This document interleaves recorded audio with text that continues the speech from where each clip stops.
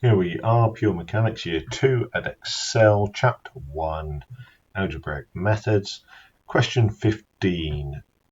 X to the power 4 plus 2 divided by x squared minus 1 equals ax squared plus bx plus c plus d over x squared minus 1. They are, find a, b, c, and d. Okay, so I think what we're going to need to do here is multiply out that denominator all over to the other side so we can get rid of it all. Okay, and so we're going to end up with x to the 4 plus 2 is equal to x squared minus 1 times by ax squared plus bx plus c plus d over x squared minus 1. Okay, start multiplying that out. Okay, and I'm going to get ax to the 4, okay, plus bx cubed plus cx squared plus dx squared over x squared minus 1, and then I'm going to get a negative all of that, so I'm going to get a minus ax squared minus bx minus c minus d over x squared minus 1. Okay, let's do a bit of tidying up with all of that. Okay, and we're going to get ax to the 4. What do we have for the cubes? Is it just bx for the cubes? Just double checking that I haven't lost one in there. That cube there. No, there was only that. That's fine. Bx plus bx cubed. The squared terms I'm going to have as I am going to take cx and minus a. I'm going to factorize out the x squared, and that will leave me c minus a. Okay,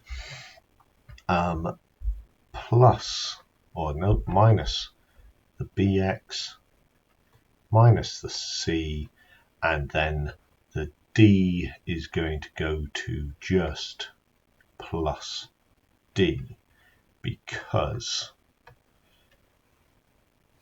if we take these two terms, this one and this one, not losing that minus sign, you end up with dx squared minus d all over x squared minus 1. Okay, you can factorize out a d on that, which is x squared minus 1, still over x squared minus 1, and so when they cancel, you're left with that plus d, which is that plus d there. Okay, so with all of that done, all of that purple is equal to this x to the power 4 plus 2. Okay, x to the power 4 plus 2.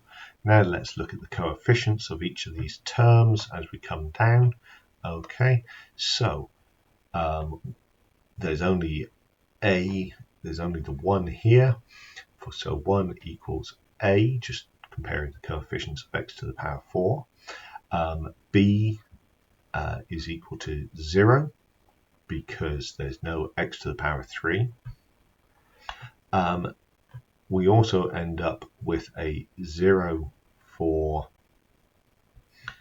the x squared, but it's going to be 0 is equal to c minus a.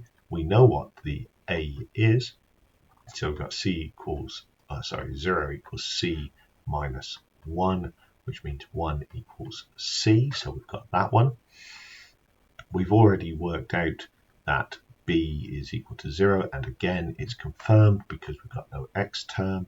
And then finally we have 2 plus 2 here is equal to minus c plus d. We know what the c is, that's a 1. which makes it into 3 equals D. So A equals 1, B equals 0, C equals 1, and D equals 3 to finish off.